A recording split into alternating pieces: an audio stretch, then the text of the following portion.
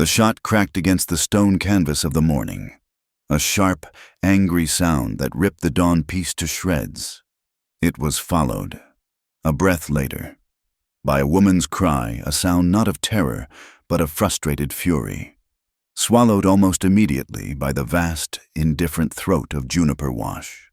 Taza Greyhawk heard both. He reined in Ash, his dappled gray stallion, the horse's muscles coiling into stillness beneath him.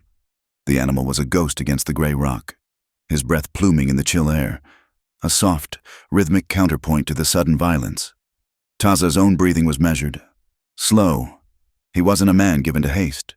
Haste was a luxury that got men killed, whether they wore blue coats or buckskin. He had worn both, and had learned the same lesson from each.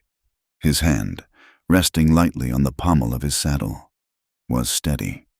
His eyes, dark and deep-set, scanned the labyrinth of red rock and stunted pine below. He nudged Ash forward, not with a kick, but with a slight pressure of his knees.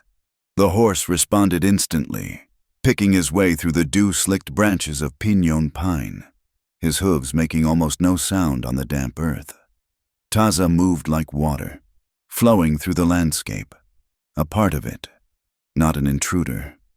The wind whispered through the needles, carrying the scent of damp earth, pine sap, and something else, something acrid. Gunpowder, down in the wash. Eliza Munro cursed under her breath, the words a low, vicious prayer. Her sanctuary was a fallen log, its wood rotted and soft, offering more comfort than cover. A fine plan, she thought with a flash of bitter humor, if you were a piece of wood. Her hands, however, trembled, not from fear precisely, but from the furious energy that surged through her veins, a wild current with nowhere to go. The stock of the Colt Patterson she held was cold and unforgivingly solid against her shoulder, a stark contrast to the frantic beat of her own heart. She had bought the gun in St. Louis, a heavy, impractical thing the merchant had assured her was a man-stopper. Right now, it felt more like an anchor. The three riders fanned out, their horses kicking up plumes of yellow dust that hung in the still air like a malevolent fog. They were Cole Maddox's men. She didn't know their names, only their faces leering, confident, framed by sweat-stained hats. They moved with the lazy certainty of predators who knew their prey was cornered. One of them, a thick-set man with a tangled beard, laughed. The sound was ugly, grating against the stone walls of the canyon. "Nowhere to run. Mrs. Munro," he called out, his voice thick with false courtesy. "Just give us the deed, mister. Maddox is a reasonable man." Reasonable. The word was a joke. Cole Maddox had been reasonable when he'd sold her husband a tract of land that was mostly rock and regret. He'd been reasonable when, after Samuel's death from a fever that burned through him in 2 short days, Maddox had suddenly produced a second set of papers claiming the original sale was merely a lease. He was the kind of reasonable that smiled while he slid a knife between your ribs. Eliza shifted, the rough bark of the log digging into her back. Her plan had been simple: reach the ridge before they caught her, make for the vague promise of civilization at Fort Grant, but they had been faster, smarter. They had herded her down into this gully, this dead end of red rock and shadow. Taza watched from above. He saw it all: the woman, small and fierce behind the log, the 3 men, circling like vultures. He saw the way they held their horses, loose and arrogant. He saw the trap, as clear as the lines on his own hand. He had no stake in this. He had left the world of deeds and disputes far behind. His world was the sky, the rock, the hunt. This was not his fight. He had promised himself that he would not involve himself in the squabbles of the white man ever again. It was a promise he had sealed in the ashes of his past, a past that had cost him everything. But the woman's cry, it had not been a plea for help. It had been a sound of defiance, a sound he recognized. He lifted his Winchester from its scabbard. The rifle felt familiar in his hands, an extension of his will. He didn't aim at the men. To kill one would be to invite a war he had no intention of fighting. He was a ghost, and ghosts did not declare war. They haunted. He sighted on a flat slab of granite high on the canyon wall, well above the riders. He squeezed the trigger. The rifle bucked against his shoulder. The bullet screamed across the wash, invisible in the morning light. It struck the rock with a high-pitched whine, a hornet's angry buzz, and ricocheted away into the sky. But it was the echo that was the true weapon, the single shot, thrown back and forth by the narrow canyon walls. Multiplied. It sounded like a volley, a dozen rifles speaking at once. It sounded like a posse. The three riders jerked in their saddles, their lazy confidence shattered. They wheeled their horses around, eyes scanning the rim rock, searching for the source of the attack. The bearded man shouted something, a question lost in the rolling thunder of the echo. Down below. Eliza flinched at the sound. Her first thought was that Maddox himself had arrived with more men, but the shots hadn't been aimed at her. They came from above, from the rocks. She peered through a gap in the log, her eyes straining. And then she saw him, a silhouette against the brightening sky, a man on a dappled horse, still as stone, an Apache. He was too far away to make out his features, but the set of his shoulders, the way he sat his horse, the rifle held loosely across his lap, it was unmistakable. Her heart, which had been hammering against her ribs, seemed to freeze. This was no rescue. This was trading one kind of wolf for another. The stories she'd heard in dusty saloons and around lonely campfires came rushing back, tales of raids, of merciless warriors who moved without a sound. The stranger raised a hand, not in a wave, but in a short, sharp gesture. He pointed with his chin towards a narrow break in the brush to her left, a path almost invisible, no wider than a deer trail. It snaked up the steep side of the canyon, a treacherous ladder of rock and roots. Eliza hesitated. Trust him. A man whose people had every reason to hate hers trust a ghost on the ridge. The riders were still distracted, their attention fixed on the phantom posse, but their confusion wouldn't last. A decision was made for her. One of the riders, recovering his nerve, fired a wild shot in the direction of the sound. The bullet, poorly aimed, whined through the air and slammed into the log near her head, showering her with splinters. She felt a sharp sting on her scalp and the sickeningly sweet smell of her own burnt hair. The bullet had torn through a lock of her auburn hair. A casual, lethal kiss. The hesitation vanished, burned away by the heat of the near miss. She scrambled from behind the log, her legs pumping, her lungs screaming for air she couldn't seem to find. She didn't look back. She plunged into the scrub oak and manzanita, the branches whipping at her face and hands. The deer trail was steeper than it looked, a vertical scramble over loose scree and sharp-edged rock. Her boots, worn thin from months of hard work on the ranch, slipped on the treacherous footing. Her hands, raw and bleeding, clawed for purchase. She could hear shouting behind her, the angry, confused voices of Maddox's men. A gunshot, closer this time, and the thud of a bullet hitting the dirt just behind her. She pushed harder, fueled by a primal terror. The world narrowed to the next handhold, the next patch of solid ground. Her lungs were on fire. The sharp, clean scent of pine sap filled her head, an oddly grounding sensation in the midst of the chaos.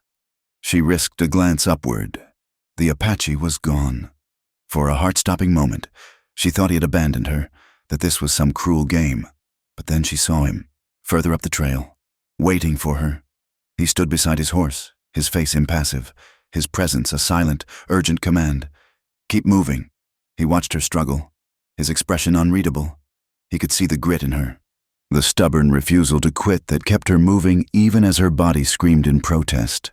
She was like the desert plants that clung to life on the barren rock, all thorns and hidden strength. When she finally hauled herself over the last ledge of rock, she collapsed onto a narrow, sheltered mesa, her body shaking uncontrollably. She lay there, gasping, the taste of dust and copper in her mouth. The sounds from the wash below were faint now, muffled by the rock and the wind. Taza waited. He listened to the wind, his head tilted slightly. The wind was a truth-teller. It carried the scent of rain from the north, the sound of a hawk circling high above, and, most importantly, It carried no sound of pursuit. They had given up, for now. It was safe.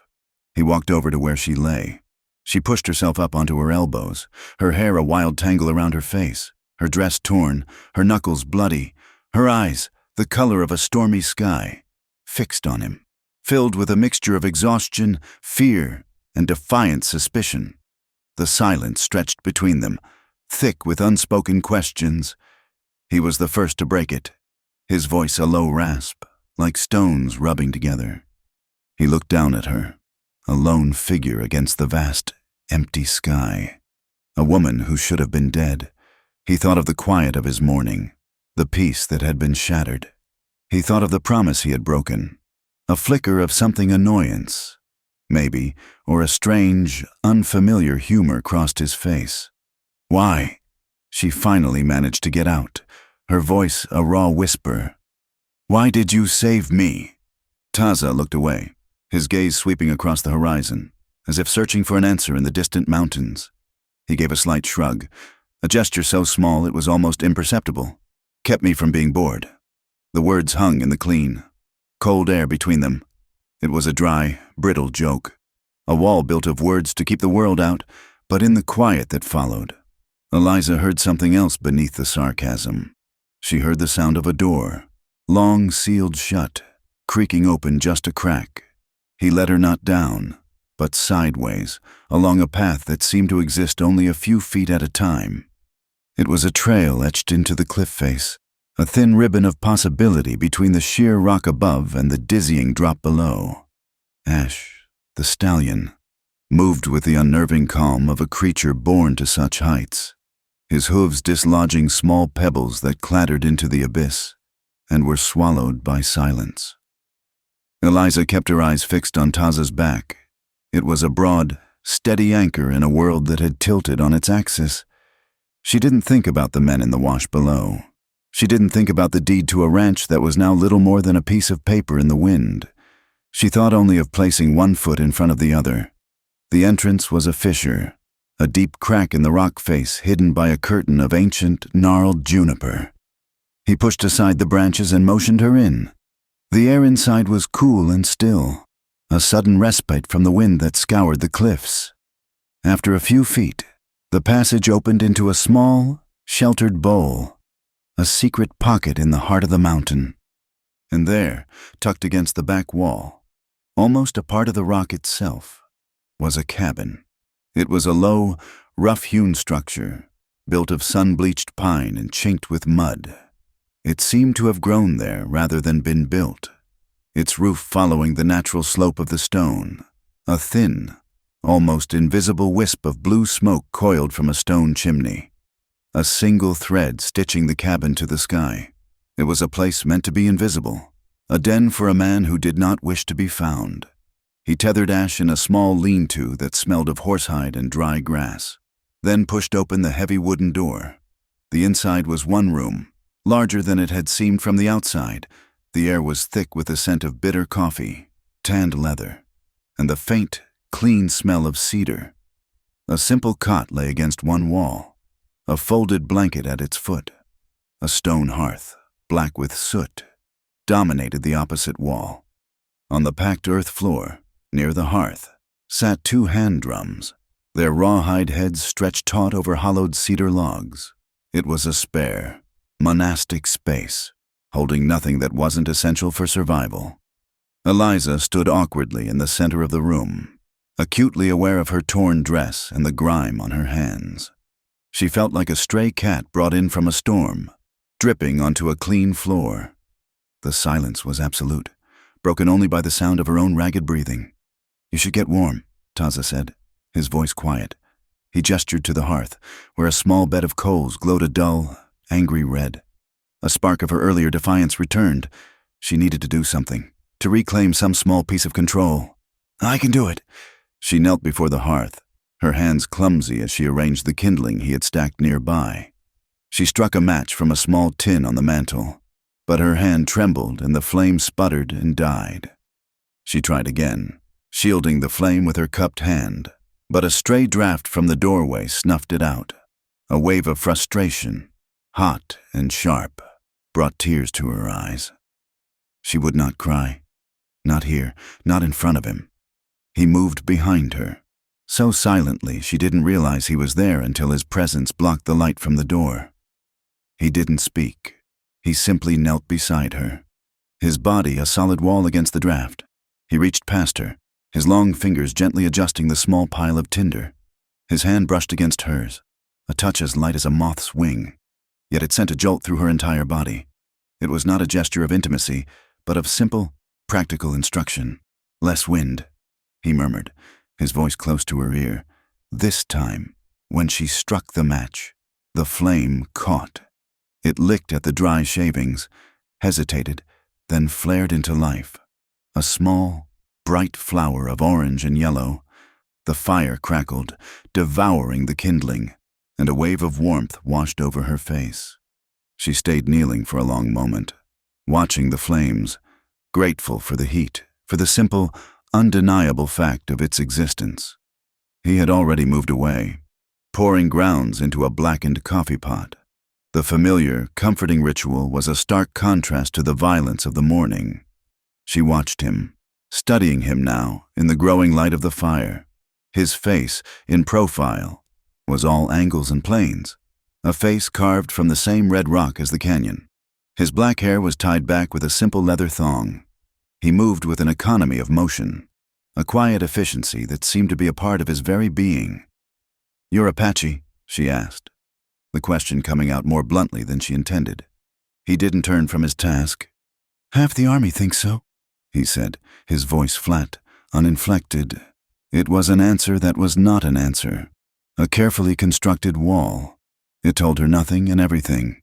It spoke of a past caught between two worlds, belonging to neither. As if on cue, a low rumble echoed from outside. A moment later, the first drops of rain began to patter against the roof, a soft, drumming sound. The drizzle quickly became a downpour, a steady, relentless rhythm that sealed them inside the small cabin, isolating them from the rest of the world. The sound was comforting, a curtain drawn against the dangers outside.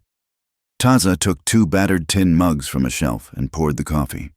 It was black and strong, so bitter it made her eyes water, but the heat of it was a balm. It seeped into her chilled hands, spread through her chest, a slow, creeping warmth that chased away the last of her shivers. They drank in silence, listening to the rain and the crackle of the fire. The space between them was no longer charged with the frantic energy of the chase, but with a quiet, watchful tension. "You from town?" she asked, needing to fill the silence. He shook his head, his eyes on the flames. "Not the kind you ride to." The words were cryptic, layered with a meaning she couldn't quite grasp, but she understood the sentiment. There were places that weren't on any map, places made of memory and regret.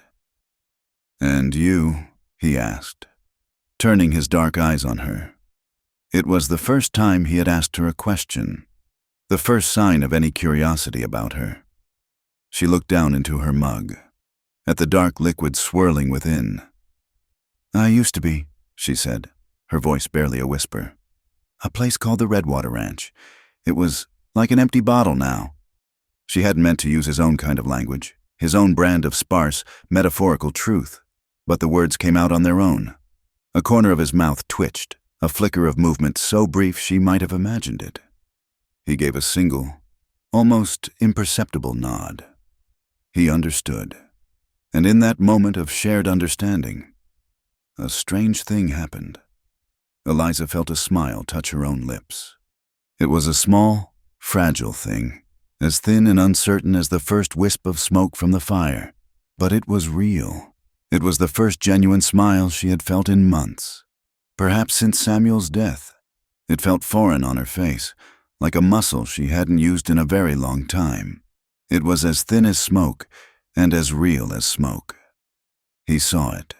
His gaze lingered on her for a moment, and the watchfulness in his eyes seemed to soften, just for a breath. He looked away, back to the fire. But something had shifted between them. The air in the small cabin felt different, warmer. He finished his coffee and set the mug down on the hearth. Then he reached for one of the cedar drums. He settled it between his knees, his hands resting lightly on the taut rawhide surface. He didn't look at her. He seemed to have retreated back into his own world. Then he began to play. It wasn't music, not in any way she had ever heard. It was a rhythm, a slow, deliberate beat. Thump, thump, thump, thump. The sound was low and resonant, a deep, earthy pulse that seemed to come from the very stones of the hearth. It filled the small cabin, mingling with the sound of the rain on the roof. He played with his eyes closed, his face impassive. The rhythm was steady, hypnotic. Thump, thump, thump, thump. It was the rhythm of a slow walk, of a heart at rest. Eliza watched him, mesmerized. She had always thought of drums as instruments of war or wild celebration. But this was different. This was quiet, meditative. "Why do you do that?" she asked, her voice soft, careful not to break the spell. He didn't open his eyes. "To remember the world still turns," he said. The beat continued, unwavering. Thump, thump, thump, thump. "Sometimes you need to be reminded." She listened, really listened then. She closed her own eyes and let the sound wash over her. It was more than just a rhythm. It was a voice. It spoke of patience, of endurance, of the slow, inevitable turning of the seasons. It was the sound of something ancient and true, and in the steady, repeating pattern, she heard it, the beat of a heart, not frantic and terrified, like her own had been in the wash, but calm, strong, and enduring. It was the heartbeat of the mountain, of the rain, of the man sitting across from her. She opened her eyes. He had stopped playing, but his hands still rested on the drum. The silence that fell was different from the silence before. It was not empty. It was filled with the echo of the drum, with the sound of the rain, with the shared warmth of the fire. The sharp, cold edges of their solitude had softened. They were still two strangers, two stray threads caught in the same storm, but for the first time, in the quiet shelter of the rock, they were not entirely alone. The morning after the rain, the world was washed clean. A thick white mist clung to the canyon floor, muffling all sound and hanging from the dark green branches of the pines like a bride's torn veil. The air was cool and sharp, smelling of wet rock and damp earth. A scent so pure it felt like the world's first morning. From the hidden cabin, the world outside was a canvas of soft gray and muted green, a place of profound and deceptive peace. Eliza woke on the cot, a coarse but warm blanket pulled up to her chin. For a moment, she didn't know where she was. The low ceiling, the scent of wood smoke and leather, the unfamiliar weight of the silence, it all conspired to disorient her. Then the memory of the chase, the gunshot, the canyon, rushed back in a dizzying flood. She sat up, her muscles screaming in protest. Every part of her ached with a deep, exhaustive soreness. Taza was not there. His bedroll was neatly tied, and the hearth held only a small, whispering core of red embers. The coffee pot sat beside it, still warm, a quiet act of consideration. She poured a cup, the bitter liquid a welcome shock to her system. She walked to the open doorway and looked out. The mist was beginning to thin, pierced by the first tentative rays of a sun that was still hidden behind the high canyon walls. She needed to wash. The grime of yesterday was a second skin, a layer of fear and dirt she had to scrub away. She saw her jacket and shawl, which she had hung near the fire to dry, and draped them over a stool. Her dress was a lost cause, ripped and stained, but it was all she had. Gathering her courage, she stepped out into the misty morning. A small stream, swollen by the night's rain, tumbled over smooth stones a short walk from the cabin. The water was shockingly cold, but it felt good. It was real. She scrubbed the dirt from her hands and face, the icy water making her skin tingle and her mind feel sharp and clear for the first time in what felt like days. She took a moment to simply stand, to breathe. She checked the trees, their dark trunks silent sentinels in the mist. She checked the sky, a pale, milky canvas above. She was a woman who had learned to assess her surroundings, to look for threats in the shadows, to trust nothing but her own two eyes. But she couldn't account for the wild, unpredictable whims of the land itself. She couldn't account for the thieves who wore fur instead of leather. He appeared as if summoned from the mist itself. A coyote, lean and clever, trotted out from behind a clump of sagebrush. He wasn't mangy or starved, but sleek, his coat a healthy mix of gray and rust. He stopped 20 feet from her, his head cocked, his intelligent yellow eyes fixed on her with an unnerving, assessing stare. He seemed to be smiling, a sly, knowing grin that said he understood the world far better than she did. Eliza froze. She had seen coyotes before, but always at a distance, fleeting shadows at dusk. This one was different. He was bold, brazen. He took a few more steps forward, then sat on his haunches, his tail giving a single, lazy thump against the damp ground. He looked from her to the cabin and back again, a clear and impudent curiosity in his gaze. She found herself holding her breath, caught in a strange, silent standoff with a creature of the wild. The moment was broken when the coyote's ears swiveled.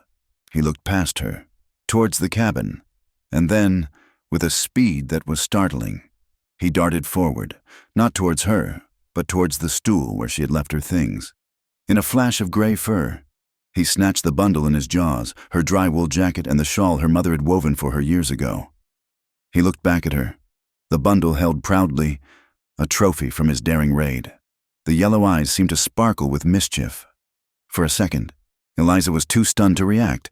Then, a wave of pure, unadulterated outrage washed over her. It wasn't the fear of Maddox's men or the desperation of her flight.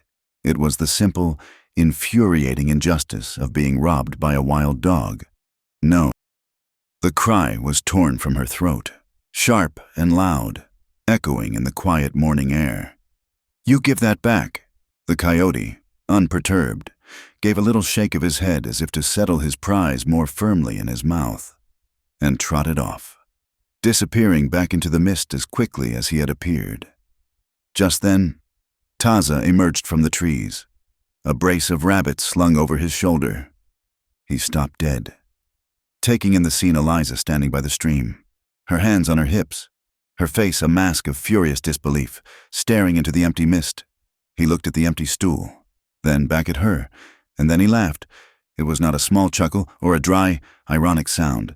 It was a genuine, unrestrained laugh that started deep in his chest. It was a sound so unexpected, so out of character with the silent, watchful man she had known, that it startled her more than the coyote had.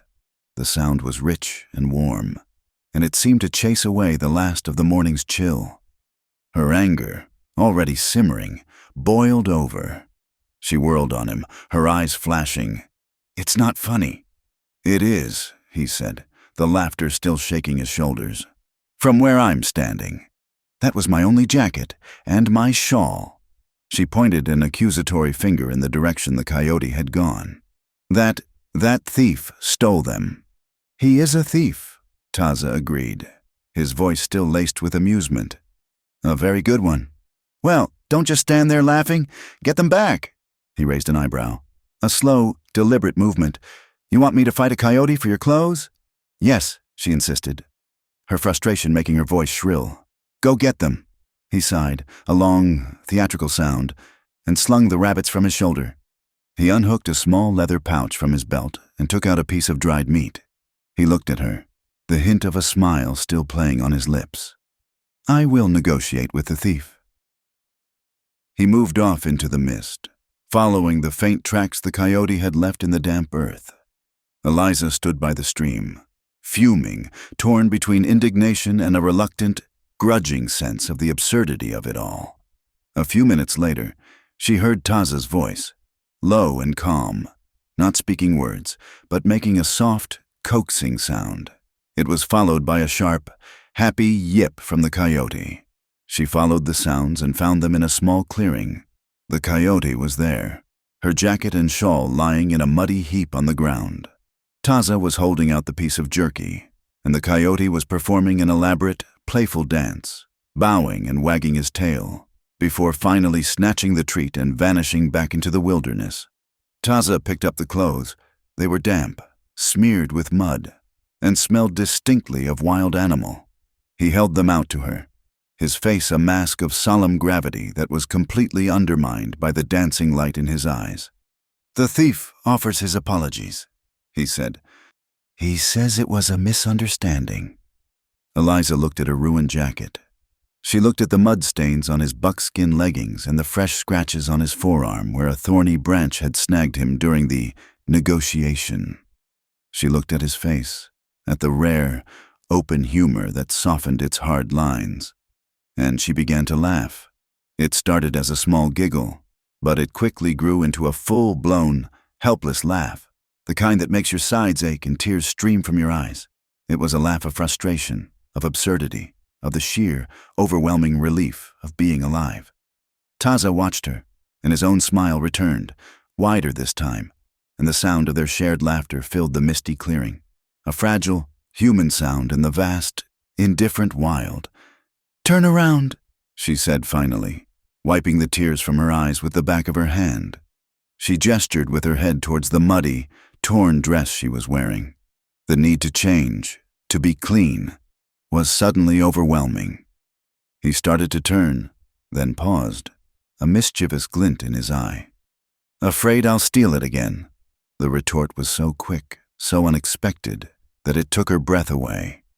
A hot blush rose from her neck to her cheeks, but it wasn't a blush of embarrassment or anger. It was something else, something warm and unfamiliar. She found herself smiling, a real, unguarded smile.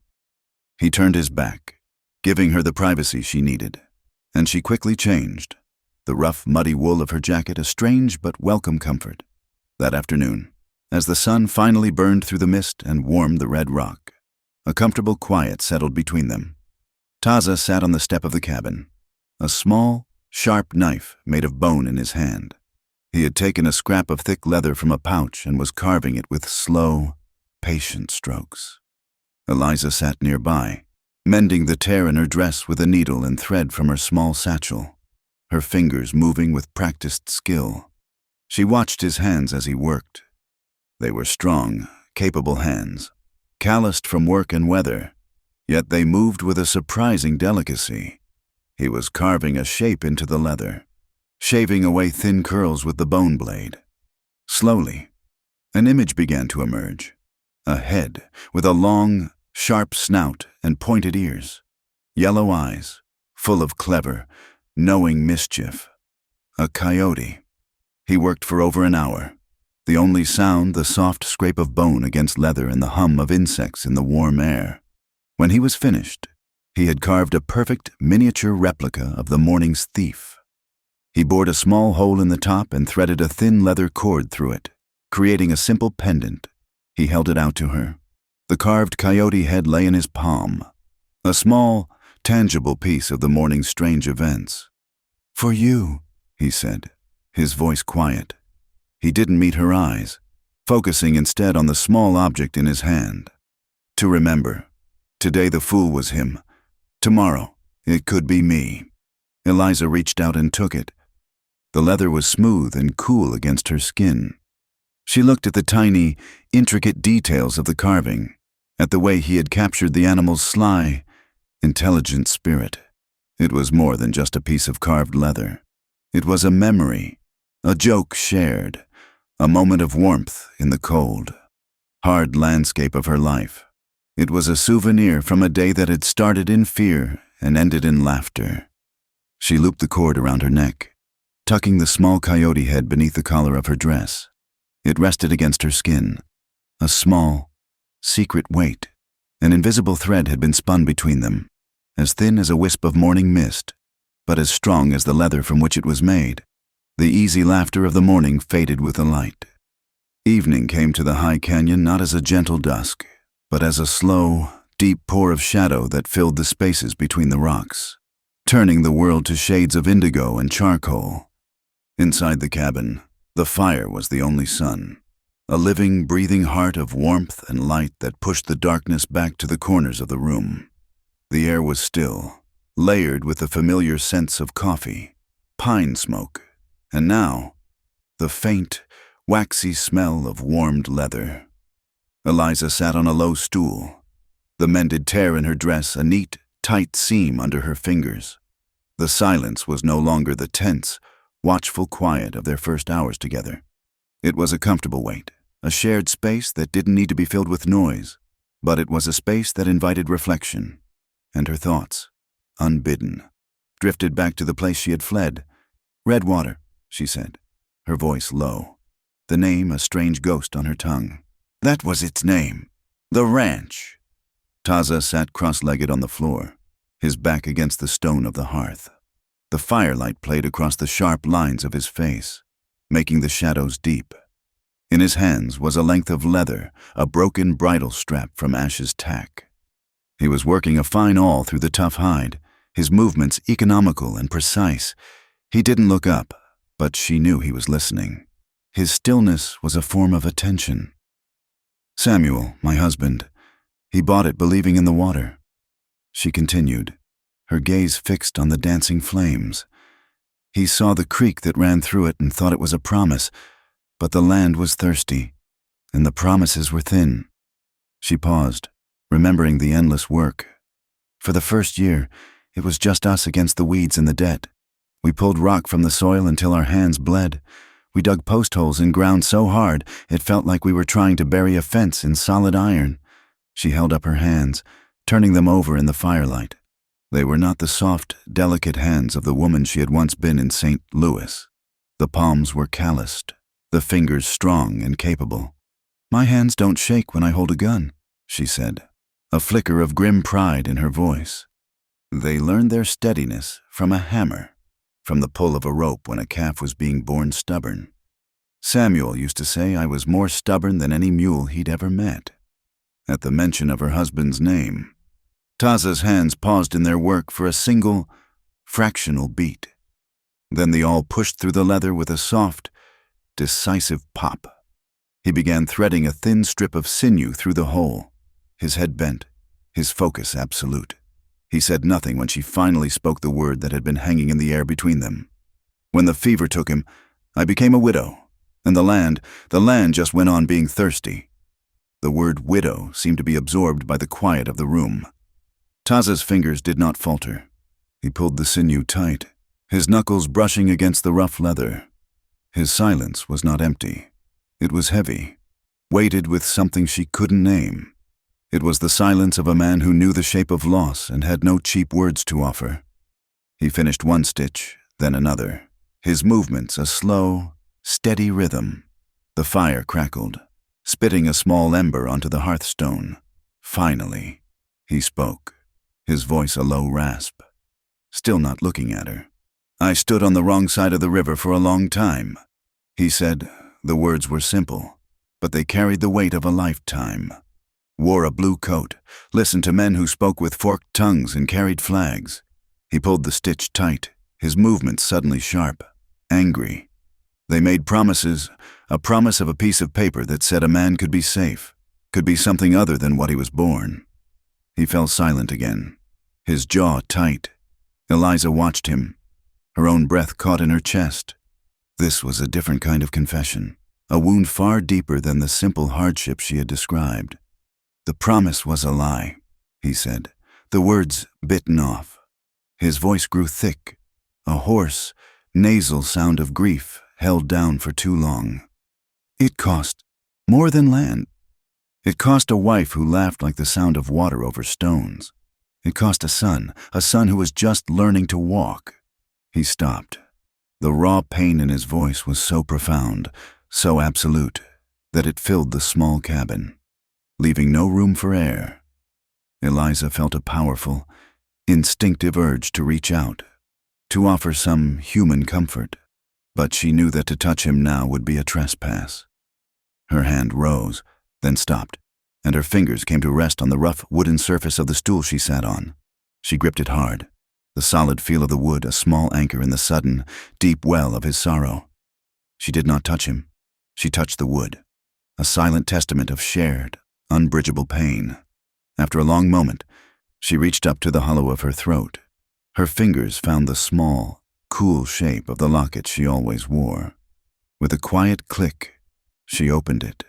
It was oval, made of tarnished silver, finely engraved with vines and leaves. She held it out to him. He finally looked up from his work, his dark eyes meeting hers.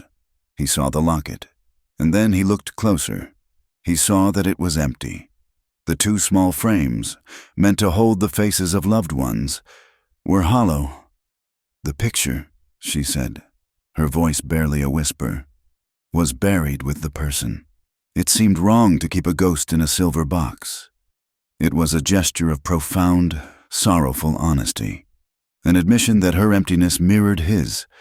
He looked from the empty locket back to her face, and for the first time, she saw the walls in his eyes crumble, just for a moment, revealing the vast, lonely landscape behind them. He put down the bridle and reached for the smaller of the two cedar drums that rested by the hearth. It was small enough to hold in one hand. The rawhide stretched over a frame no wider than a dinner plate. He held it out to her, not as a gift, but as a prescription. "When you cannot sleep," he said, his voice regaining its steady, quiet tone, "beat this 3 times.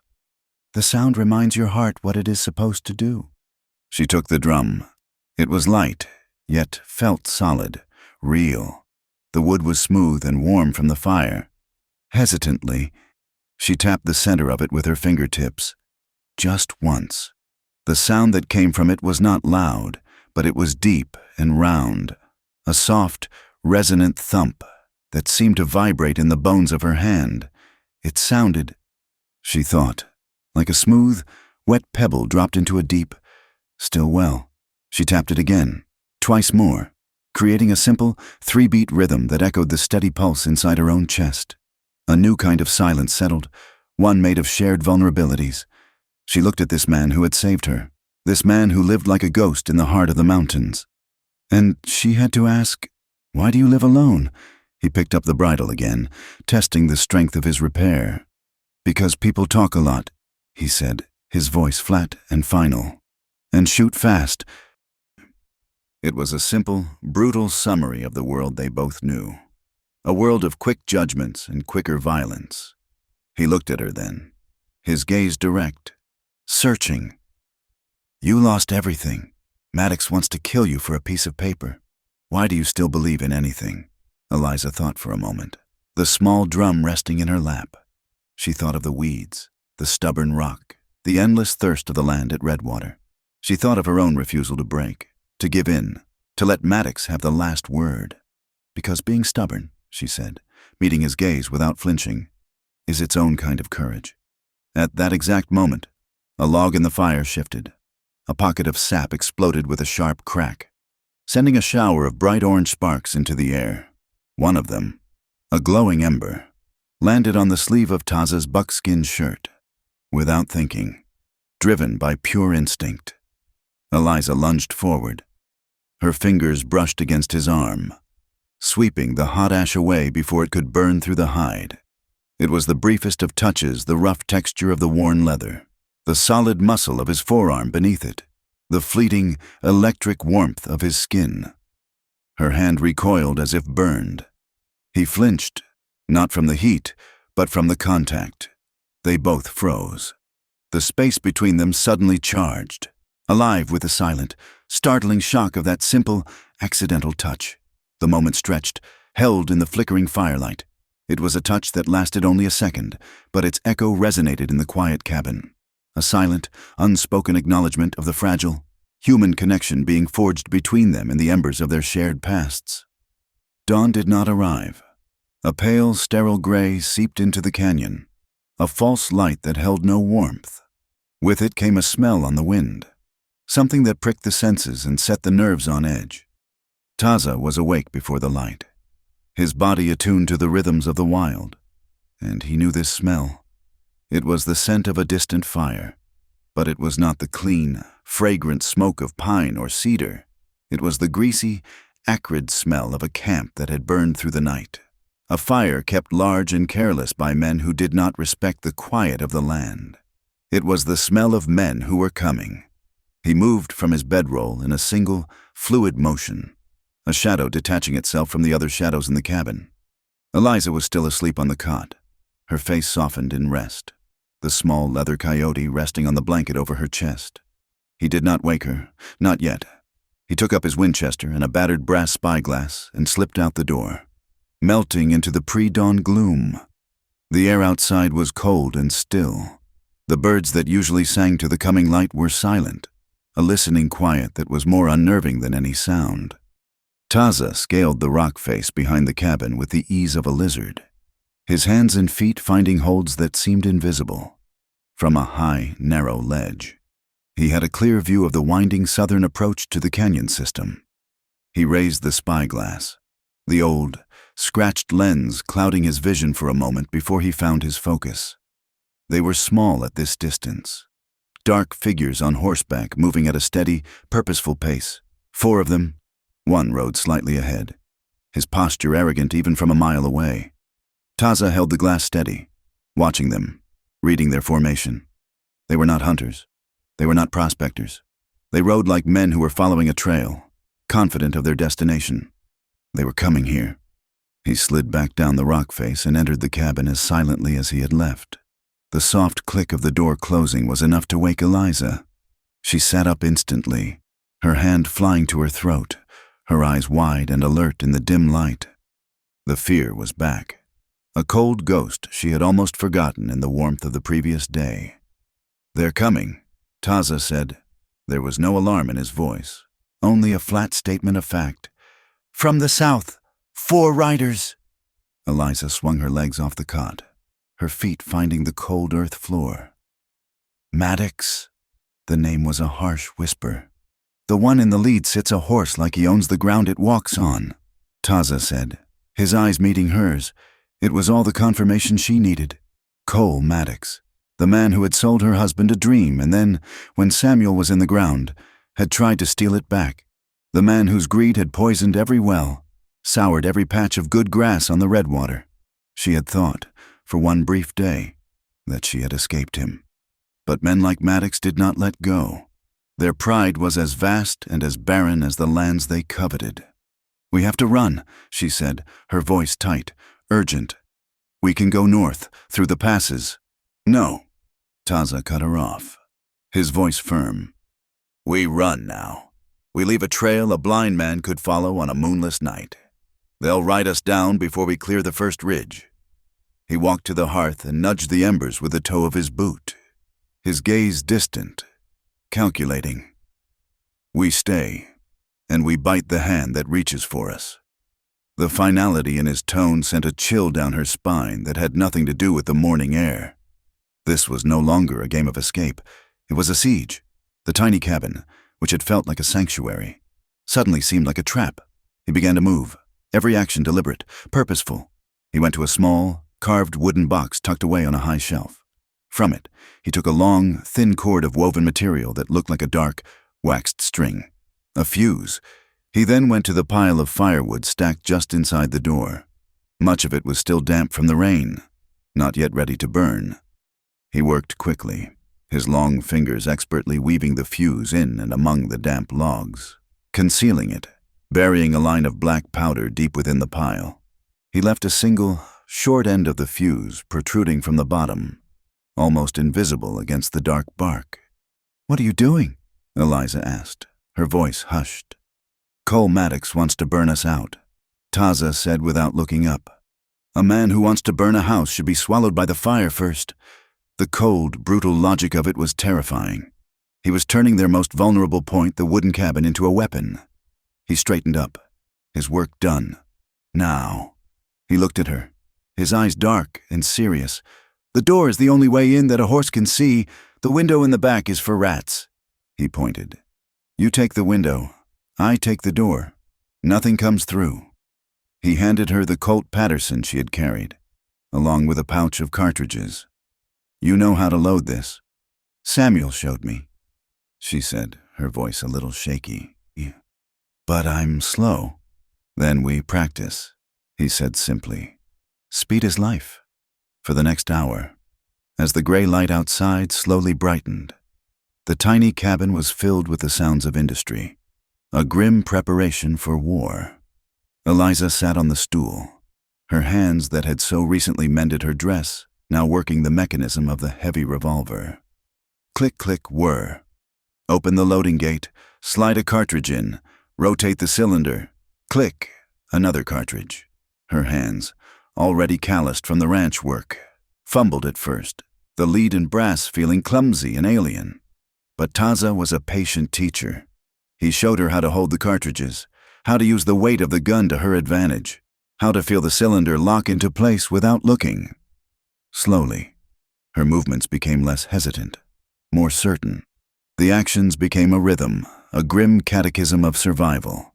He didn't offer her words of comfort or encouragement. He offered something better: respect for her ability to learn, to adapt. He spoke to her as an equal, a partner in the coming fight. At one point, as she successfully loaded all 5 chambers in a single, smooth sequence, she looked up and saw him watching her, a flicker of approval in his eyes. Then, he knelt in front of her, his expression softening slightly.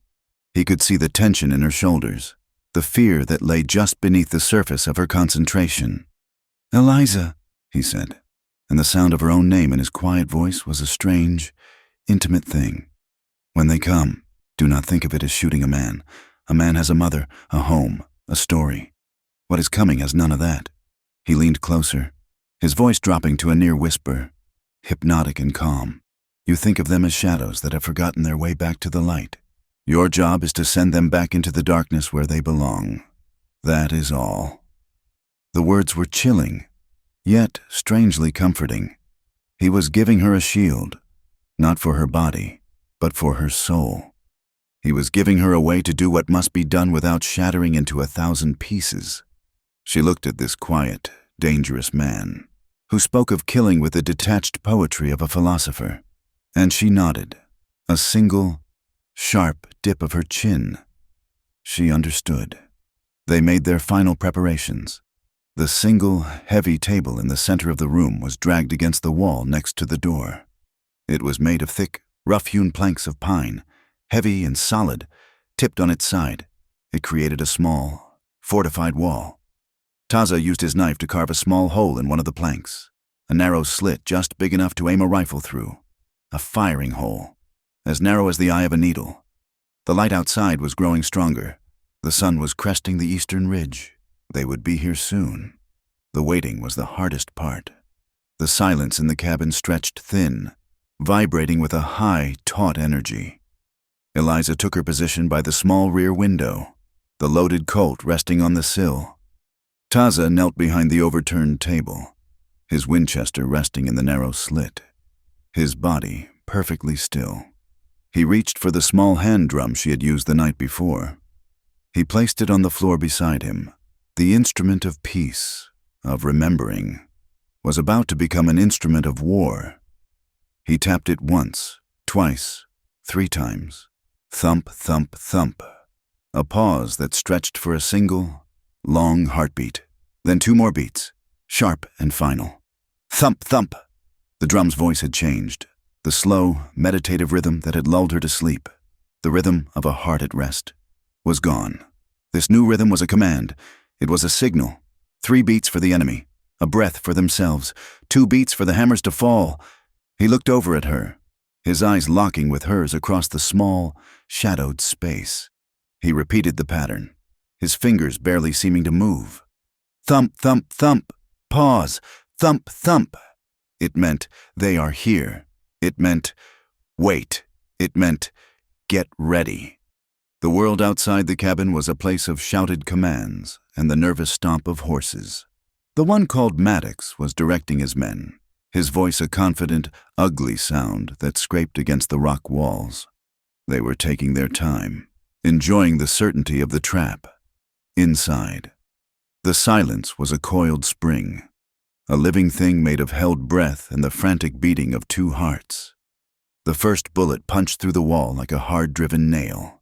It missed Taza by inches, thudding into the log behind him and showering the floor with a spray of splinters. It was a ranging shot, a way of testing the cabin's defenses, a casual announcement of death's arrival. The sound was shockingly loud in the confined space, a violent intrusion into their small, fortified world. Another shot followed, this one splintering the heavy wood of the door. Eliza flinched behind the rear window, the heavy cold in her hands. She could see one of the men circling around, trying to get a clear angle on her position. She raised the pistol, her sights wavering on the shadow moving through the trees. A third bullet slammed into the wall near the hearth, hitting a small sack of flour that sat on a low shelf. The sack ripped open, and a puff of white powder exploded into the air, dusting the nearby stones like a sudden, miniature snowfall. An idea, desperate and half-formed, sparked in Eliza's mind. Smoke, obscurity. If she could get the rest of that flour, throw it into the fire, it might create enough thick, choking smoke to blind them, to buy a few precious seconds. It was a fool's plan, born of desperation, but it was better than waiting to die. "I'm going for the flour," she whispered, her voice tight. "Stay put." Taza's voice was a low growl from behind the table, but the impulse was too strong. It was a chance, a risk, something to do. She couldn't just kneel there and wait for a bullet to find her. She pushed away from the window, keeping low, her body pressed to the floorboards. She began to crawl, a snake in a ripped dress, towards the hearth. The floor was rough against her hands and knees. The air tasted of gunpowder and fear. She reached the edge of the wood pile stacked by the door, the same pile where Taza had hidden the fuse. It was her only cover in the short, exposed journey to the hearth. She scrambled past it, her hand outstretched, her fingers just brushing the rough burlap of the ripped sack. And then her world stopped, her right foot, dragging behind her, snagged on something. There was a sharp, metallic screech, a sound of protest from tortured wire, a loop of it, cunningly hidden among the scattered pieces of bark and wood chips on the floor, snapped tight around her ankle. The wire was thin and viciously strong. It bit through the worn leather of her boot, through her stocking, and deep into the flesh above her ankle. She cried out, a sharp, strangled sound of surprise and pain. She was anchored to the floor, caught fast. She tried to pull her leg free, but the movement only made the wire dig deeper. A hot, searing pain shot up her leg, and she looked down. A dark stain was spreading across the tattered leather of her boot. Blood, bright, arterial red, welling up from the cut, obscene against the dusty floor. The sight of it, of her own blood being so effortlessly spilled, froze her. She was caught. She was wounded. A trapped animal. The realization hit her with the force of a physical blow, knocking the air from her lungs. From behind the table, Taza heard her cry. He heard the metallic shriek of the wire. He turned, his body moving in a tight, controlled explosion of motion. He saw her on the floor, her face a mask of white shock, her leg held at an unnatural angle. He saw the taut line of the wire disappearing into the wood pile, and a cold, black fury rose in him. It was a rage so pure and so sudden it was almost silent. His eyes, usually so calm and unreadable, blazed with a dark fire. It wasn't anger at her for moving. It was a primal, venomous hatred for the men outside, for their tactics, for their casual cruelty. A rifle fight was one thing, a battle of wits and courage, but this, a hidden snare, a mean-spirited trap meant to cripple and maim, this was a violation. It was the work of cowards. "What is this, miss?" he hissed, the words a lash of cold fury. The question was not for her. It was for the universe, for the dishonorable act itself. It was the growl of a wolf who has found a snare in his own den. Eliza's gaze was fixed on her ankle, on the blood that now trickled in a thin, dark line onto the floorboards. The pain was a sharp, white-hot line drawn up her leg. The cabin seemed to tilt, the firelight wavering. Her plan, her desperate, foolish plan, had led to this. She felt a wave of dizziness, a graying at the edges of her vision. She looked at Taza, at the raw anger that had transformed his face into something she had never seen before, something truly dangerous. Her throat was a desert, dry and constricted. She tried to speak, to explain, but all that came out was a single, broken shard of sound. "Please." The word was not a plea. It was not a request. It was a raw, stripped-down command, a prayer, and a complete surrender of trust all in one. It was the only word left in her entire vocabulary. "Please, fix this, please! Make the pain stop, please! Get me out!" The single word cut through his rage, focusing it into a single point of action. He was across the room in 2 silent strides, his large frame shielding her from the door. He knelt beside her, his knife already in his hand. The blade was a piece of polished steel, its edge honed to a razor's sharpness. "Still," he commanded, his voice low and steady now, all the anger channeled into the task at hand. He slid the knife between the taut wire and her boot. The space was impossibly tight. He angled the blade, his knuckles white with the pressure he exerted. He began to saw, a short, sharp, back-and-forth motion. Sparks flew as the steel bit into the wire, a hiss and pop of tiny, bright stars in the dim light. The acrid smell of hot iron filled the air. Eliza clenched her jaw, her teeth grinding together, her body rigid against the agony of the knife's movement against the wire against her flesh. She did not scream. A single, hissed intake of breath escaped her lips as the wire finally gave way with a sharp twang. She was free, but the movement had torn the wound further. The pain was a nauseating, pulsing thing. Taza's hand was on her shoulder, a firm, grounding pressure. "Stay down," he ordered. "Don't put weight on it." "They're coming for the door," she gasped, her eyes wild, her focus shifting back to the threat. "I heard Maddox. They're going to rush." Taza looked from her pale face to the heavy plank door, then to the woodpile. His eyes narrowed. A decision was made, swift and absolute. "Then the fire will meet them," he said. He moved back to the woodpile, his movements now filled with a lethal urgency.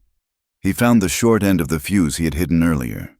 He pulled a match from his pocket, his thumbnails scraping it into life. The small flame flickered, a tiny, defiant sun in the growing gloom. Eliza watched him, her mind racing. She pushed herself backward, dragging her injured leg, until her back was against the rough logs of the cabin wall. Her coat was on the floor where she had dropped it. She grabbed it. Her hand was shaking, but her resolve was like iron. He was saving her. She would help him. She remembered the other pistol, the small, 5-shot revolver tucked into his belt, a backup, a last resort. As he shielded the match with his body, preparing to touch it to the fuse, she held out the heavy Colt Patterson to him. "Here," she said, her voice steady now, clear. "Take this one, too." He glanced at her, his eyes meeting hers over the small flame. He saw the gun offered. He saw the look on her face, no longer a victim, but a soldier. He saw the trust, absolute and unwavering. A silent acknowledgement passed between them. He gave a single, sharp nod, took the gun, and tucked it into his own belt. Then he touched the flame to the fuse. It caught instantly, sputtering to life, a small, angry snake of fire eating its way into the heart of the damp woodpile. "Get back," he ordered, pulling her with him towards the rear of the cabin. They had only a few seconds. They flattened themselves against the back wall, near the small window, as far from the explosion as they could get. Taza shielded her body with his own. She could feel the solid warmth of his back, could hear the steady rhythm of his breathing, a strange island of calm in the chaos. The explosion was not a loud, theatrical boom. It was a deafening, concussive crump that seemed to pressurize the very air in the cabin. The woodpile erupted outwards, a violent spray of smoke, splinters, and burning embers. The damp wood didn't create a clean fire. It created a massive cloud of thick, choking, black smoke. The cabin was plunged into a disorienting, blinding darkness. The air was instantly unbreathable, thick with soot and the chemical stench of gunpowder. Outside, they heard shouts of panic and surprise. The rush on the door had been met not with bullets, but with a wall of fire and smoke. Through the haze, Eliza could see silhouettes, dark shapes stumbling back from the doorway, coughing, disoriented. The tables had been turned. The hunters were now the hunted, blinded and confused. Taza was already moving, using the smoke as cover. He was a ghost in the darkness, a lethal presence, He fired the Winchester once, the muzzle flash a brief, violent flower in the gloom. A scream from outside told him the shot had found its mark. Eliza pushed herself up, her injured ankle screaming in protest. She ignored it. She leaned against the wall for support, planting her good foot firmly on the ground. She raised the small revolver she had taken from Taza's belt, its weight unfamiliar in her hand. The pain in her leg was a remote, distant thing now, a dull throbbing beneath the sharp, clear focus of her will. She peered through the haze, her eyes stinging, searching for a target. She stood there, blood seeping from her boot, her body trembling with adrenaline and pain. But her hand was steady. Her aim was true. She was holding her aim as if she were holding a decision, newly forged in fire and pain, and it was unbreakable. The smoke was a living thing. It clawed at their throats, a thick, greasy beast born of gunpowder and damp wood. It was a shroud, a blindfold, a chaotic fog of war that had, for a moment, given them the advantage. Through the swirling blackness, a figure staggered out from the doorway, his form coalescing from the haze. It was Cole Maddox, his face a mask of soot and disbelief, his eyes burning with a madman's fury. "You!" he roared, his voice ripped raw from the smoke. He wasn't looking at Eliza. His entire being was focused on the source of the blast, on the man he knew was responsible. "You leather-clad ghost, I'll see you in hell for this!" The insult, spat with such venom, was a measure of his fury. To Maddox, a man of property and paper, Taza was less than human, a phantom, a creature of the rocks who had no right to interfere in the affairs of real men. The words hung in the thick air, a challenge that demanded an answer. Taza did not answer with words. Words were a currency he rarely used and never wasted. He answered from the shadows of the smoke, his movements a blur of lethal efficiency. The Winchester was an extension of his will. He rose from his crouch, fired, and dropped again. A phantom in truth. The report of the rifle was a flat, hard crack in the cacophony of the fire. One of Maddox's men, who had been trying to circle around the side of the cabin, cried out and fell, a limp, discarded doll. Taza moved 2 feet to the left, the smoke his cloak. He rose again, fired. A second man, who had been raising his own pistol, grunted and clutched his thigh, his leg buckling beneath him. He scrambled away, dragging his wounded limb, a crab scuttling for the safety of the rocks. A third man, seeing his companions fall and the cabin now wreathed in an impenetrable cloud of black smoke, had seen enough. He turned and ran, a panicked flight that took him crashing through the underbrush, the sound of his retreat fading into the vast indifference of the canyon. 3 shots. Economical. Final. Taza did not waste motion, and he did not waste lead. The odds had been evened with a terrifying speed.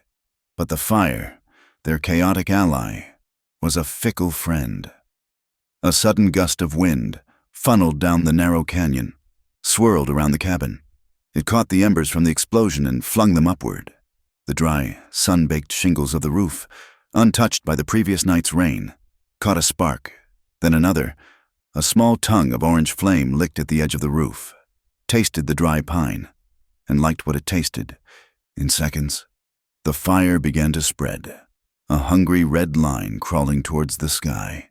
The cabin was burning. They had bought their lives at the cost of their shelter. Maddox saw it too. He saw his men gone, the cabin burning, and his easy victory turned to ash. A wild, desperate grin split his soot-stained face. If he couldn't have the deed, if he couldn't have his revenge, he would have a funeral pyre. He raised his pistol, ignoring the smoke, ignoring the flames, his eyes fixed on the spot where he had last seen Taza.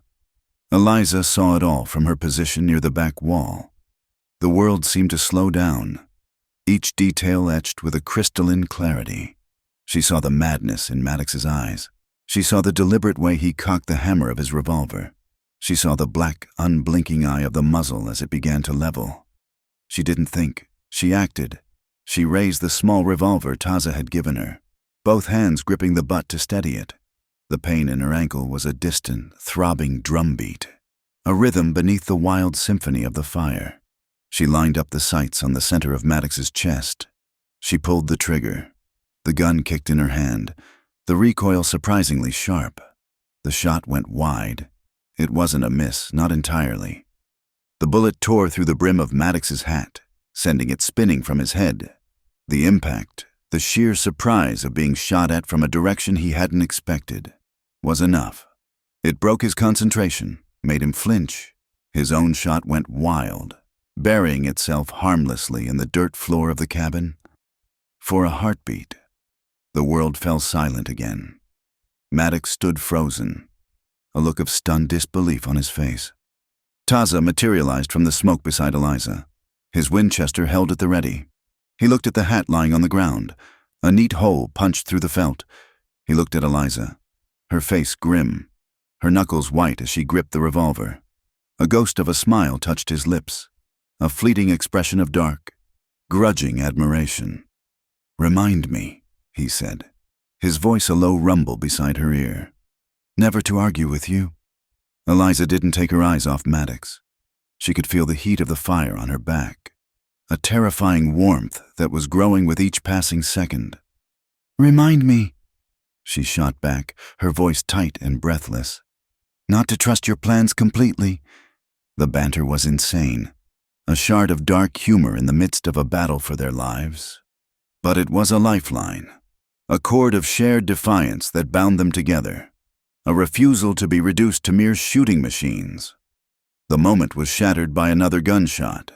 This one came from Maddox, a wild, unaimed shot fired in a paroxysm of rage. The bullet screamed through the open doorway, ricocheted off the stone hearth, and tore through the air with a vicious whine. Taza grunted, a sharp, involuntary sound. He stumbled, his hand flying to his left shoulder.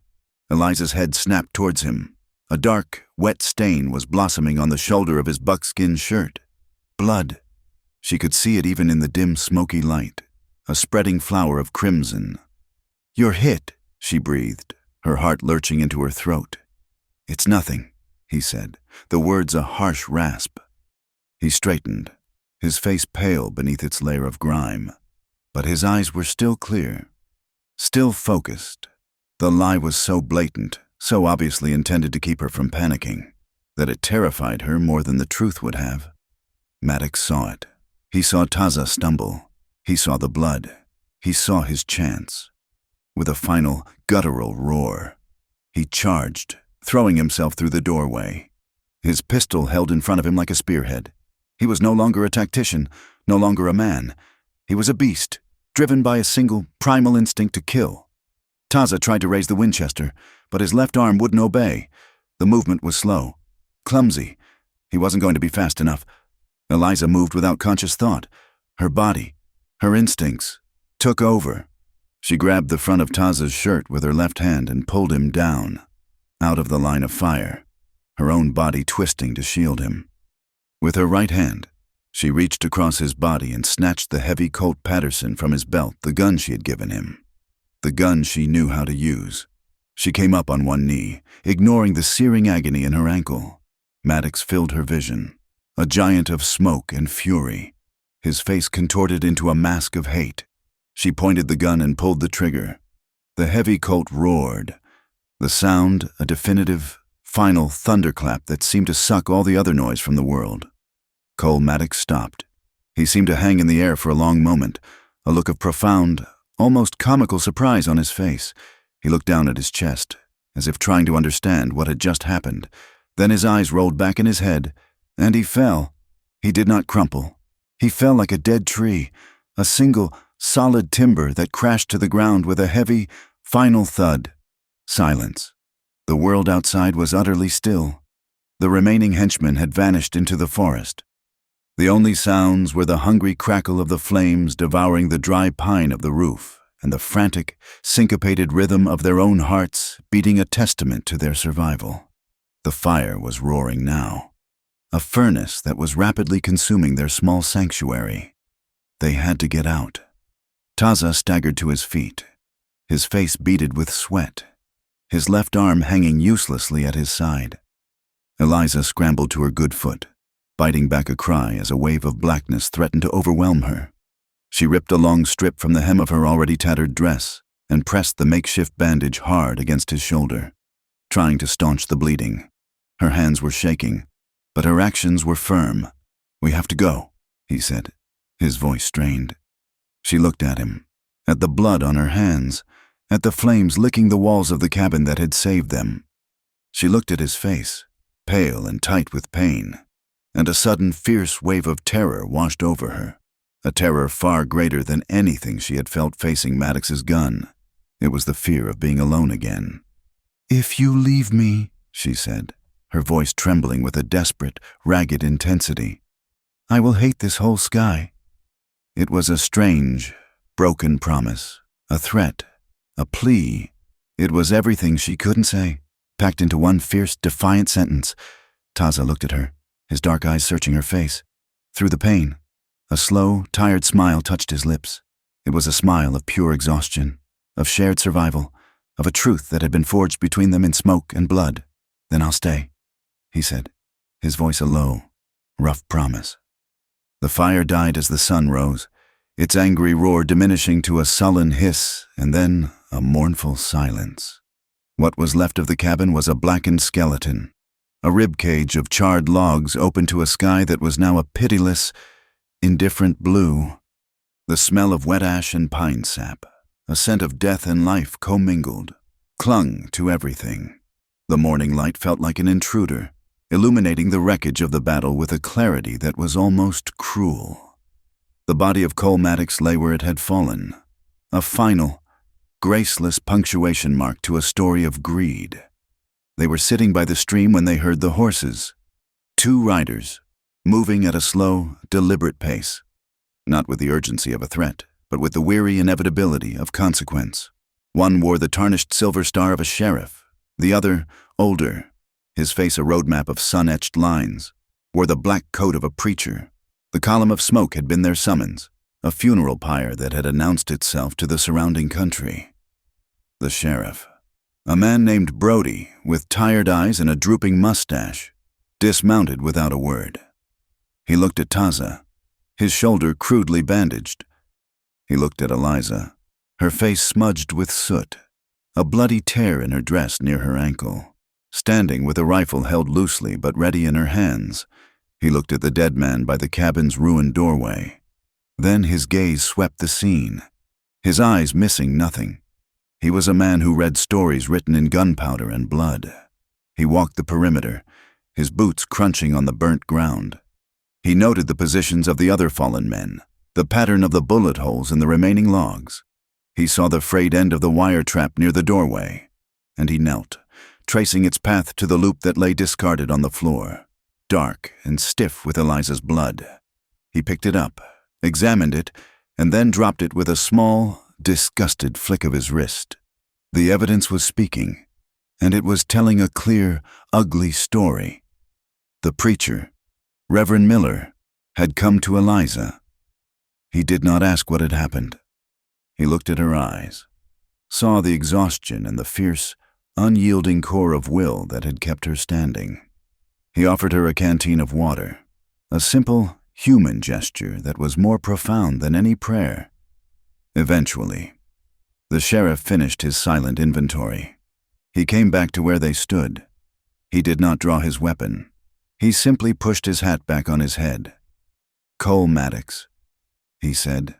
It wasn't a question. Taza said nothing. It was Eliza who answered, her voice low and steady. "He came for a piece of paper. He wasn't going to leave without it." Sheriff Brody nodded slowly, his gaze drifting back to the wire trap. Maddox was never one for a fair fight. He looked back at Taza. "Heard you were dead, a popular rumor," Taza said, his voice flat. The wheels of frontier justice turned slowly, but they turned. A few days later, a traveling circuit judge, a man with a face like cured leather and an air of profound impatience, rode into the nearest settlement. He listened to Sheriff Brody's testimony in a dusty saloon that served as a temporary courtroom. He looked at the evidence, the sheriff's careful drawing of the scene, the recovered rifle of the dead man, the vicious wire snare. He listened to a rancher who testified that Maddox had been openly bragging about running the widow Monroe off her land. The judge considered it all for less than 5 minutes, his chin resting on his steepled fingers. His judgment, when it came, was as spare and hard as the land itself. Self-defense. He slammed a dusty ledger shut. The law, in its blunt and final way, had spoken. They were free, but the law was only one kind of verdict. The other kind, the one that truly mattered in the small, interconnected world of the territory, was being rendered in whispers and rumors. The story of the firefight at Juniper Wash traveled fast, carried from one outpost to the next like a brush fire. And with each telling, the truth became more fluid, reshaped by the teller. In some versions, Taza was a vengeful Apache spirit, a ghost who could not be killed. In others, Eliza was a black-hearted widow who had lured Maddox to his doom. The story became a legend, a piece of local lore stripped of its painful, human truth and polished into a thrilling, half-true myth. Reverend Miller found them in a temporary camp they had made in a sheltered cove a few miles from the ruins. He shared their coffee, his old eyes looking into the distance as he spoke. "The judge's ruling is a fact," he said, his voice a gentle, gravelly rumble. "But it won't matter. Not in the long run." He looked at Eliza. "You should leave this part of the country. Leave the Redwater behind." "I was cleared," Eliza said, a stubborn set to her jaw. "It was my land. It was." The preacher agreed softly. "But it isn't anymore. It's a story now, and you will never be just a woman who defended her home. You will be the woman from the story." He sighed, a sound of deep, sad wisdom. "People, Eliza, they don't remember the truth. They remember the story they like the best. And out here, a good story is worth more than the truth every time." His words settled over them, a quiet, undeniable finality. He was right. To stay would be to live forever in the shadow of that smoke, to be forever defined by that single, violent day, the ordeal, the loss of blood, and the raw, gnawing pain in his shoulder finally caught up with Taza. He fell into a fever, a restless, burning twilight where the ghosts of his past mingled with the smoke of the present. He thrashed in his bedroll, muttering words in a language Eliza didn't understand, his skin hot to the touch. For 2 days, she fought the fever with him. She kept a fire going. She brewed endless pots of strong, black coffee, forcing the bitter liquid past his lips when he was lucid enough to swallow. She cleaned the wound with whiskey the preacher had left, her touch gentle but firm, her own exhaustion a distant, irrelevant ache. She talked to him, a low, steady murmur, not caring if he heard, simply filling the silence with the sound of her voice, a human anchor in the feverish sea. He woke to the smell of coffee. The fire had burned down to a bed of glowing coals, and the first pale light of dawn was filtering into their small shelter. The fever had broken. His mind felt clear, scoured clean, but his body was as weak as a newborn kitten's. He turned his head, a slow, difficult movement. Eliza was asleep in a chair fashioned from a crate, slumped over, her head resting on her arms on the edge of his makeshift bed. Her face was pale, with dark smudges of exhaustion under her eyes. But she was there. She hadn't left. A strange, unfamiliar warmth spread through his chest, a feeling that had nothing to do with the fever. He must have made a sound, because her eyes fluttered open. She looked at him, her gaze bleary at first, then sharpening with relief. He found his voice, a dry, cracked whisper. "You're still here." A small, tired smile touched her lips. She pushed a stray strand of hair from her face. "I called you back," she said, her voice husky with sleep, with several pots of coffee. A week later, he was on his feet, his shoulders stiff and sore, but his strength returning. The quiet between them had changed again. It was no longer the quiet of strangers, or of allies, or even of friends. It was the quiet of two people who had passed through a fire together and had come out the other side, irrevocably bound. One evening, by the light of the fire, she spread out an old, creased map she had saved. It was a map of the territories to the north, a land of high mountains and unnamed valleys. Her finger traced a thin blue line that snaked down from a cluster of mountains. The Salvia Valley, a place she had heard a prospector talk about once. a place of clean water and new grass. She looked at him, her expression a mixture of hope and uncertainty. A question. Taza looked at the map for a long time, at the empty spaces and the hopeful names. He thought of all the promises that had turned to dust, of all the new beginnings that had ended in ashes. His past was a heavy weight, a cloak of caution he could never quite take off. "Not sure," he said, his voice barely audible. Eliza looked from the map to his face. She saw the doubt, the weariness, the ghosts that haunted his eyes. And in that moment, she found a certainty she hadn't known she possessed. The stubbornness that had kept her alive on the Redwater, the defiance that had faced down Maddox, had coalesced into something new, something clear and strong. "I'm tired of running," she said, her voice quiet but firm, a statement of simple, unshakable fact. She looked him directly in the eye, and for the first time, there was no fear in her gaze, only decision. "I'm sure for once." Her certainty was an anchor. It was a wind that blew the fog of his own doubts away. It was a decision made not out of hope for a perfect future, but out of a refusal to be ruled by the past.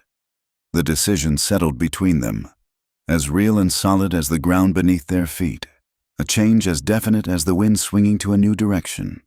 They left at dawn. They traveled light, leaving the ghosts and the ashes behind them. Taza saddled Ash, the dapple gray stallion moving with his familiar, quiet grace. Eliza packed what little they had. She made sure to take the small cedar drum, the instrument that had taught her the rhythm of a heart at rest. Taza took the worn leather cord from his neck and gently looped it over hers. The small, carved coyote head came to rest against her chest, a reminder of a thief, a shared laugh, and a new beginning.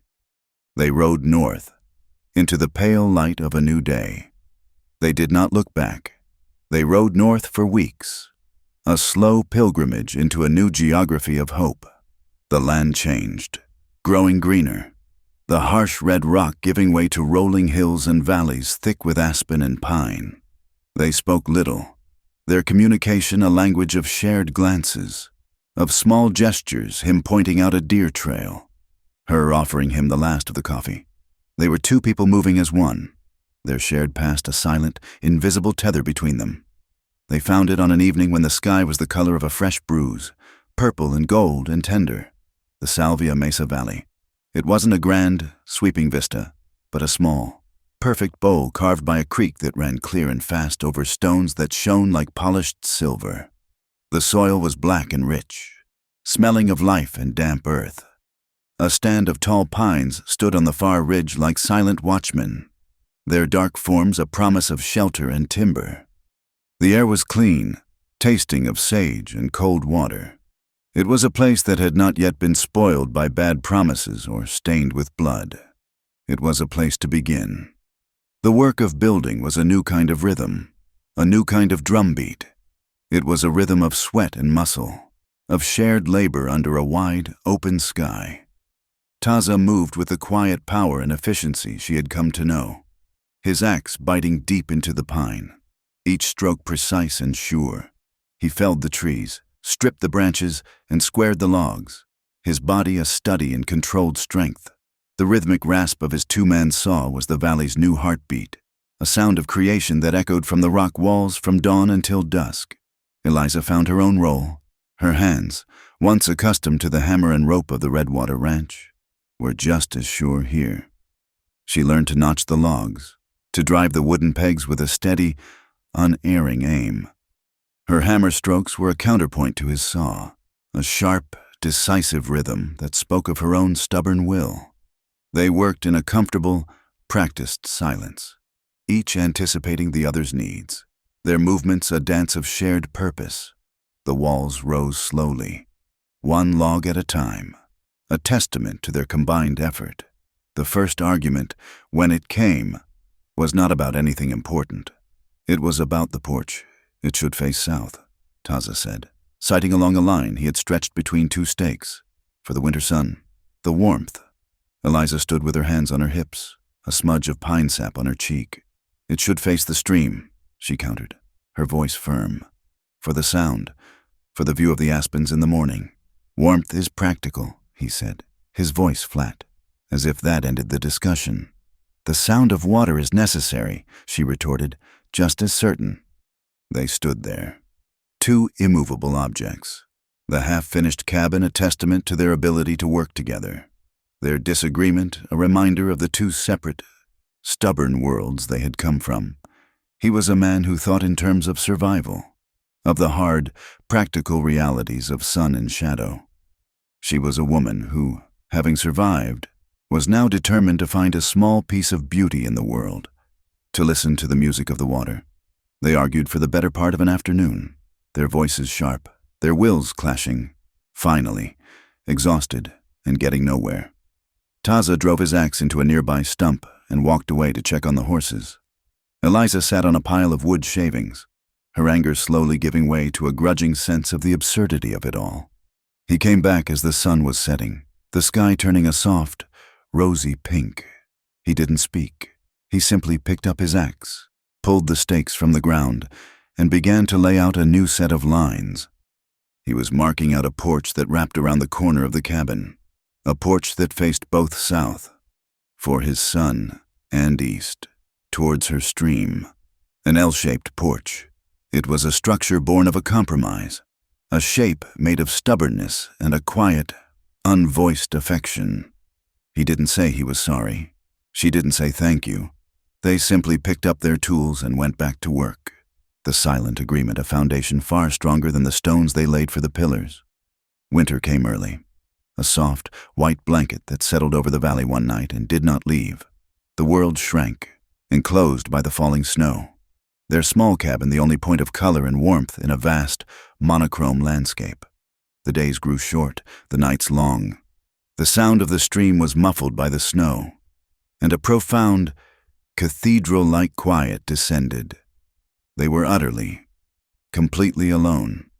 The rhythm of their lives changed with the season. The days were for work that could be done indoors. The steady, rhythmic scrape of Taza's draw knife shaping a piece of wood for a chair or a table leg became the new sound of the day. The nights were for the fire, for the slow, meditative beat of the small cedar drum. He would play for hours sometimes, his eyes closed, the rhythm a deep, calming pulse that seemed to align with the slow, silent fall of the snow outside. It was a rhythm that spoke not of loss, but of peace, of a heart that had finally found its proper speed. Eliza had carried one book with her, a small, battered volume of Shakespeare that had belonged to her father. On the longest nights, when the wind howled around the corners of the cabin and the world seemed to be made of nothing but darkness and cold, she would read aloud by the light of the fire. Her voice was soft, the formal, poetic language a strange and beautiful music in the rustic cabin. Shall I compare thee to a summer's day? Thou art more lovely and more temperate. Taza would sit and listen, his hands busy mending a piece of tack or sharpening his knife. He did not understand all the words, the intricate, layered meanings of the poetry, but he understood the sound of her voice. He understood the cadence, the rise and fall of it, the way it filled the small, warm space with a beauty that had nothing to do with fancy words. It was like listening to the wind move through the tall summer grass, a sound that spoke directly to the soul without the need for translation. They had acquired another horse, a gray mare the color of dusk, from a traveling tinker. She was a nervous, high-strung animal who would shy away from Taza's touch, but would allow Eliza to brush her long, tangled mane for hours, nuzzling her shoulder with a soft, trusting affection. They named her Ghost. One afternoon, watching from the doorway as Eliza braided a piece of leather into the mare's forelock, Taza remarked, his voice dry, "She is particular about who she trusts." He paused, a ghost of a smile playing on his lips. "I know someone else just like that." Eliza didn't turn, but he saw her shoulders shake with a silent laugh. The quiet teasing, the shared, unspoken understanding, was a language they had built together, as surely as they had built the cabin, log by log. Late in the spring, when the snow had begun to melt and the first green shoots were pushing their way through the dark, rich earth, a rider came, It was a young deputy sent by the circuit judge, carrying a letter. He was a boy with a wide, open face, and he looked at them with a kind of awe, as if he were looking at characters from a legend. The letter was a single, stiff piece of paper, the official land deed for their 160 acres, filed and recorded. But it was the names at the top of the page that made Eliza's breath catch in her throat. It did not say Taza Greyhawk. It did not say Eliza Monroe. It said, in the judge's neat, spidery script, Taza Greyhawk and Eliza Monroe. He had filed the claim in both their names, without asking, without discussion. He had made her an equal partner. He had tied her future to his, not with a spoken promise, but with a legal, binding fact. The piece of paper transformed everything. The cabin was no longer just a shelter he had provided. It was their home. The concept of home, which for so long had been a place, a noun, had become something they were actively creating. It had become a verb. That night, the air was different. A new, unspoken truth lay between them. After Eliza had gone to sleep, Taza stayed up by the fire. He took 2 spent brass shell casings from his pouch, one from his Winchester, one from her Colt, relics from the battle that had forged their bond. He placed them in the hottest part of the embers until they glowed a dull, angry red. Then, with a pair of pliers and a small, smooth hammer, he began the slow, patient work of shaping them. He hammered and heated, hammered and cooled, his movements precise, his focus absolute. He was not a blacksmith, and the work was clumsy, but it was filled with a fierce, desperate intention. He was transforming these small instruments of death into symbols of a new life. He worked until the sky began to pale with the coming dawn. What he had were 2 thin, slightly uneven rings of polished brass. They were not perfect. They were not beautiful, but they were real. He came to her as she was washing her face in the morning chill of the stream. He stood before her, his big hands, usually so steady and sure, trembling almost imperceptibly. He held out his palm. The 2 brass rings lay there, gleaming softly in the early light. He swallowed, the sound loud in the quiet morning. "I don't have much," he said, his voice a low, rough whisper. He looked at her, his dark eyes filled with a raw, terrifying vulnerability. "But I have this, and the intention to rebuild it every time a storm comes." It was not a question. It was a statement, a confession, a promise. It was the most beautiful poem she had ever heard.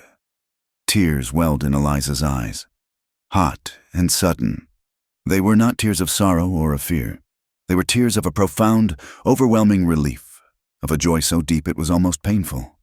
She looked at the rings, at his trembling hand, at his face, and she began to laugh, a sound that was half laugh, half sob. She took one of the rings and slid it onto her finger. It was still warm from his hand.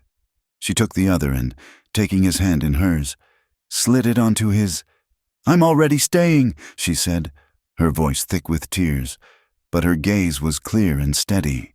"And I'll keep on." Spring came to the Salvia Mesa Valley not as a gentle suggestion, but as a joyous, undeniable command. The deep snows of winter receded, surrendering first the south-facing slopes and then the valley floor, revealing the rich, black earth beneath. The creek, freed from its prison of ice, sang a louder, more boisterous song, its banks coming alive with the nightly chorus of 1,000 tiny frogs. The new grass, a vibrant, almost violent green, pushed its way towards the sun, and when the horses moved through it, the sound was like the rustle of raw silk. Life, in all its determined, stubborn glory, was returning. The rhythm of their days shifted with the light. The long, introspective hours of winter gave way to the steady, sun-drenched labor of building a future from the ground up. Eliza, with a sack of seeds she had traded from the tinker, turned over the dark soil near the stream. She planted neat rows of beans and squash, her hands moving with a purposeful grace, her body falling into the familiar, comforting ache of honest work. She was not just planting seeds, she was planting roots, both for the food and for herself. This was a different kind of labor from the backbreaking, desperate work at Redwater. This was an act of faith, a conversation with the future. Taza worked on the bones of their small ranch. He built a small, sturdy corral for the horses, the posts driven deep into the earth. He constructed a lean-to for firewood, his axe and saw once again creating the steady, rhythmic heartbeat of the valley. Their days were filled with the simple, satisfying sounds of creation, the thud of Eliza's hoe in the soft earth, the ring of Taza's hammer on wood, the quiet creak of leather as they tended to the horses. The easy, teasing banter that had been born in a misty clearing now flowed between them as freely as the creek. One morning, as Taza handed her a mug of the brutally strong coffee he brewed, she took a cautious sip and wrinkled her nose. "Is this coffee intended to strip paint or to save lives?" she asked, her eyes sparkling with mischief over the rim of the mug. He took a sip from his own mug, his expression perfectly serious. "Depends on who's drinking it," he said, the corner of his mouth twitching. The laughter that followed was as much a part of the valley's soundscape as the call of the birds in the pines. One evening, they sat together on the L-shaped porch, their first argument and their finest compromise. The day's work was done. The setting sun had painted the western sky in strokes of fiery orange and deep violet. A comfortable silence lay between them, the silence of two people who no longer needed words to understand each other. And into that silence came a sound. It was a single, sharp, and surprisingly musical yip, followed by a short, staccato howl. It came from the ridge, a clear, clean sound that cut through the evening air. The coyote. It was not a sound of hunger or of warning. It sounded, strangely, like a greeting, a familiar neighbor, checking in. Eliza's hand went to her throat, her fingers finding the small, carved leather coyote that hung there. The leather was cool against her skin, a familiar weight she had worn for months. But as she touched it, she was aware of Taza's presence beside her, the solid warmth of his shoulder just inches from her own. The cool leather was warmed by the heat of the man who had given it to her. She looked at him, his profile a strong, dark shape against the dying light. He was watching the ridge, a quiet, unreadable expression on his face. "I don't have the nightmares anymore," she said, her voice soft. "The words a confession, the ones with the fire, and the smoke." He turned to look at her, his dark eyes searching hers in the twilight. "And I," he said, his voice a low rumble, "as honest as the stone of the mountains, I am not counting mistakes anymore." The simple, profound truth of their words hung between them, more binding than any vow. They had healed each other, not with grand gestures or passionate speeches, but with the quiet, steady application of presence, of shared work, of coffee brewed in the morning and a fire kept through the night. As if to bless the moment, the sky, which had been clear, offered up a brief, gentle shower. The rain came without wind or thunder, a soft, vertical fall of silver threads that whispered on the roof and pattered on the thirsty earth. They didn't move. The L-shaped porch, born of their stubborn wills, sheltered them both, keeping them dry as the world around them was washed clean. From the edge of the forest, a pair of yellow eyes gleamed for a moment in the twilight, then vanished. The thief from a lifetime ago, the mischievous spirit of the wild, seemed to offer a silent nod of approval before melting back into the shadows. Taza reached for the small cedar drum that always rested by the door. He settled it between his knees, the familiar position a comforting ritual. He began to tap out a rhythm, his fingers moving with practiced ease. Thump, thump, thump. A pause. Thump, thump. It was the old rhythm, the signal, the sound of warning, of waiting, of a man alone against the world. It was the rhythm that had preceded the battle for their lives, but this time, it was different. As he finished the second beat, Eliza reached out. She did not speak. She simply laid her hand on the table beside him and, with her forefinger, tapped it once, a soft, decisive beat that answered his thump. She had completed the rhythm, changed it. It was no longer a signal of danger. It was no longer the beat of a solitary heart. It had become a shared measure, a conversation without words, a duet, His two beats and her one, together, had created a new rhythm, a new song. Inside the cabin, the fire in the hearth crackled and popped, a warm, domestic sound. Outside, the stream flowed on, its voice a constant, soothing murmur, a sound that had never stopped and never would. And between those two timeless sounds, between the fire within and the water without, two hearts had finally found a rhythm that fit, a pace that was slow and steady and strong enough to call this place, this valley, this life they had built with their own two hands, home. Thank you so much for listening to our story. We're curious to know where you're tuning in from, so please leave a comment below and let us know where in the world you are, and share your thoughts on Taza and Eliza's journey. If you enjoyed this tale, please subscribe to our channel, Wild West Stories 1850, and give this video a like. To help this story reach more listeners, please also consider supporting us by hitting the hype button. Your support means the world to us.